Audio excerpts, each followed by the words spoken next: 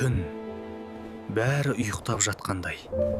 Бірақ бұл үйде ешкімнің жүрегі тыныш емес. Мен бәрін ойлаймын. Ертеңгі күнді, баламның болашағын, отбасымның амандығын. Ал мен тек бір нәрсені тілеймін.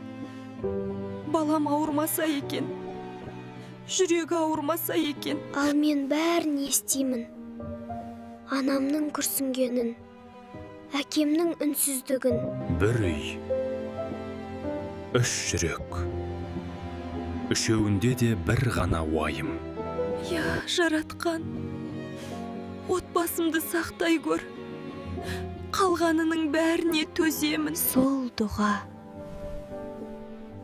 баланың ұйқысына тыныштық сыйлады. Түн уайыммен өтеді, ал таң үмітпен атады.